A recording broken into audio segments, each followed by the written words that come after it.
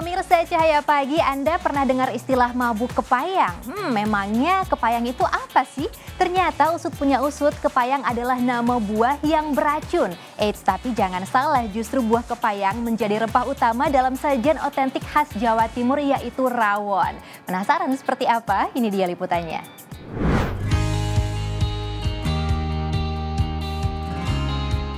Pemirsa, bersyukur ya kita tinggal di Indonesia yang kaya akan rempah-rempah. Makanya banyak menu makanan enak yang dihasilkan dari berbagai macam rempah. Salah satunya kluwek. Kluwek merupakan biji dari buah kluwek atau pucung. Ada juga yang menyebutnya buah kepayang. Dari buah inilah kluwek berasal. Ada yang udah pernah lihat belum buah dan pohonnya? Ini dia pohonnya, memiliki batang yang lurus menjulang hingga ketinggian 60 meter. Namun tinggi pohon kepayang rata-rata 15 hingga 20 meter. Pohon kepayang merupakan tanaman asli Indonesia yang tersebar merata di Pulau Sumatera, Jawa, Kalimantan, dan Sulawesi. Pohon kepayang memiliki efek ganda yang disebut sebagai multiplier effect.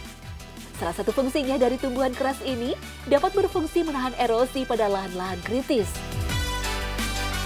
Beberapa daerah bahkan ada yang membudidayakan pohon ini sebagai pohon pelindung dan penghijauan di daerah aliran sungai. Nah, ini dia buahnya. Ukurannya hampir sama dengan durian. Buahnya biasa dipanen pada awal musim penghujan. Buah kepayang mengandung biji yang jumlahnya banyak dan tersusun rapi pada poros buah seperti buah cempedak.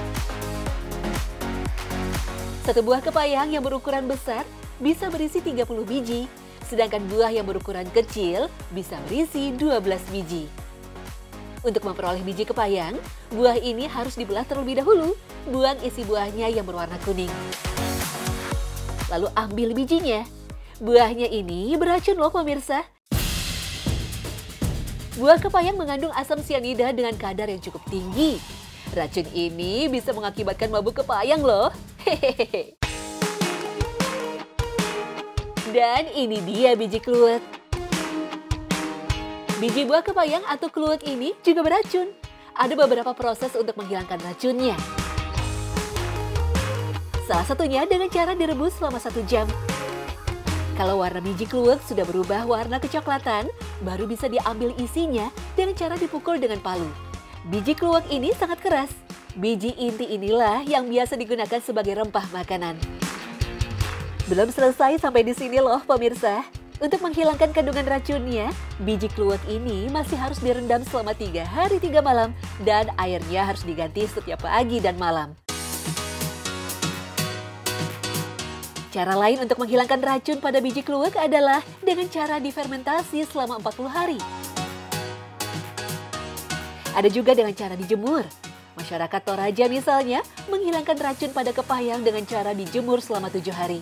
Panas matahari dapat menghilangkan racun yang berada di dalam biji kluwek. Kalau proses untuk menghilangkan racunnya sudah selesai, baru deh biji kluwek ini bisa dijadikan bahan rempah untuk dijadikan kuliner. Nah, ada tips nih cara memilih kluwek yang kualitasnya ciamik.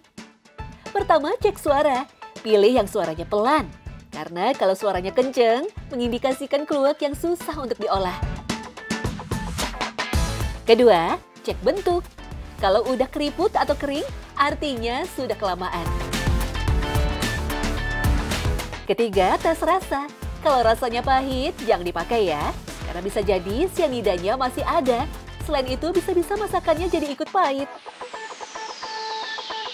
Kalau sudah yakin dengan kluwek yang oke alias ciamik, baru deh bisa dijadikan bahan rempah untuk masakan rawon atau brongkos misalnya.